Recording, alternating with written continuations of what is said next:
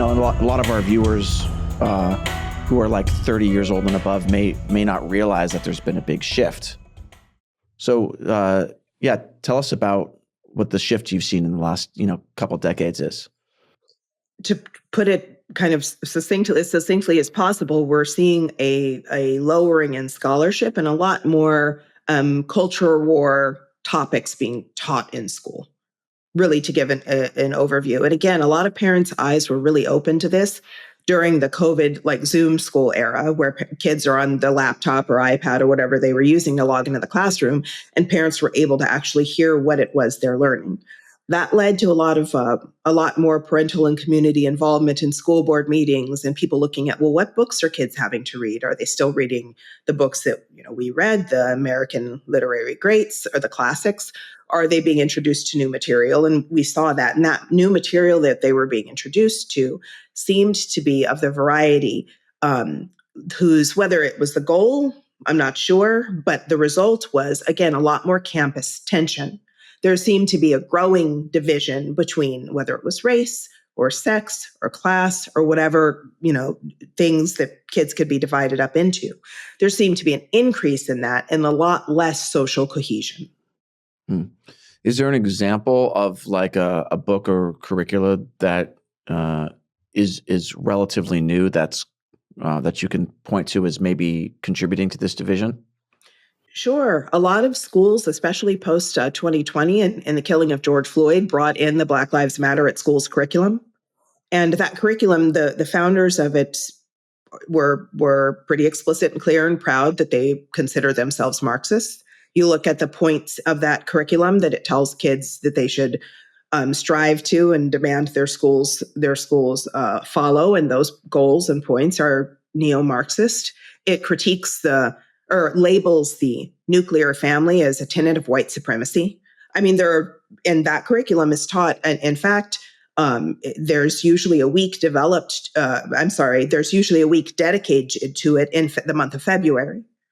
We're coming up actually is it next week, I believe, where there's going to be the Teach the Truth Day. And it's nationwide in K-12, where teachers and students are encouraged to dedicate this day to teach the truth. It's an entire movement, and you look at what the Teach the Truth is, and again, it's a lot of more of the culture war issues, really nothing that's scholarly or academic. And we see the results when you have only a third of kids in 8th grade who are literate or numerate.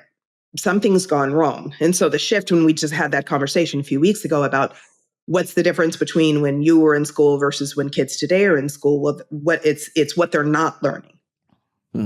That's just as important, I think, as what they are being taught. There's something kind of weird about a Teach the Truth Day. Like the implication being that I guess the other 179 days of school are teaching lies, but we're going to at least have one day where we teach the truth. And well, part of the thing with that day and that movement is it's actually not about teaching. It's a teach the truth as a social movement. So that means what's your teacher? Again, this is a nationwide movement. And the ask is really to post on our website what you're going to do that day. And it's all social cause things. And not that there's anything wrong with being involved in your community and being engaged. But this idea that school is supposed to be a place for social movements or revolutionary struggle versus learning, that's the big difference. I mean, in China, it's both, right? Like you have that revolutionary kind of stuff in your math books, in your, you're learning Mandarin, but you're learning it through like stories of like the revolutionary martyrs or whatever. So it's not just that you have a Marxist-Leninist class that you have to go to. It's also that like that kind of like red culture is infused throughout your entire school day.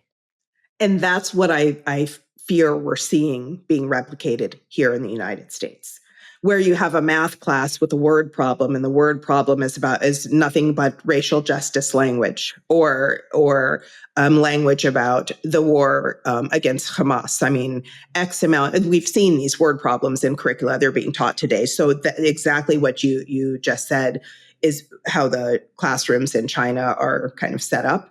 We're seeing a replication of that here. It's not like, is it obvious? Like, there are 7 white cops and 14 dead black young men. I know how many did each of them kill? It's like it can't be that bad, right? No, it is.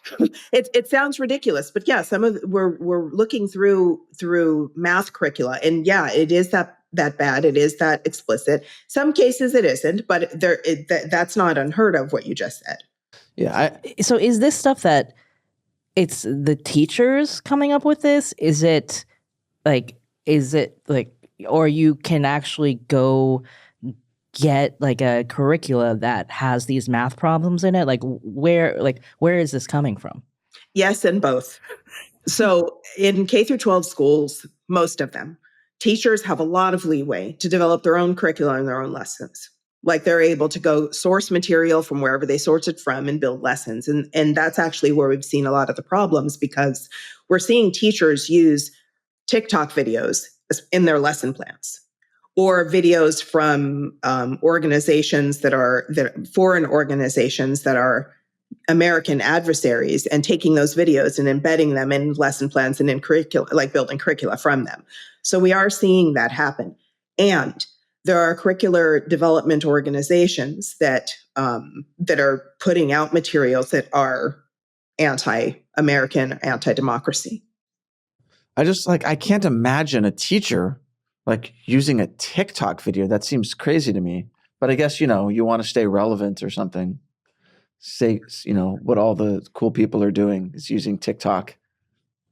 I mean, I think in the case of the teacher developing that curricula, the teacher has to believe this, right? Or they just don't know that there's another narrative, another story. I mean, if you actually want to get to the root of what's gone wrong in K-12 education, you have to look at where teachers are being educated. So you look at schools of education, to teachers' colleges, teacher training programs, and I think that really is something that hasn't been very deeply explored. I did a research project for an organization where I did that. I looked at a certain state university departments of education and schools of education, and you read the mission statements, the goals, you look at the required classes for future teachers, and so many of them were more focused on culture issues versus how do you teach a kid how to read? How do you identify a kid who has a learning struggle? How do you identify a kid who's gifted in a subject? How do you build a curricula that challenges the gifted kids? Like that was nowhere to be seen. It was all about making sure that you're developing the future scholar activists, making sure that you're rooted in an anti-racist pedagogy. I mean, that was the significant majority of the teacher education programs. I'm terrified now that that's what is going to happen everywhere across the United States for all future generations, because those kids, some of them will grow up to be teachers and they've already been educated in that environment. Exactly. And this is also where it's not a red state versus blue state issue, because teachers, colleges across the country, not all of them, again, not all of them, but many of them are teaching from this sort of resistance pedagogy. And that was just one clip from our hour-long interview with Brandy Shufutinsky. We're going to have a lot more on our website, chinauncensored.tv, where you can get full episodes of the podcast.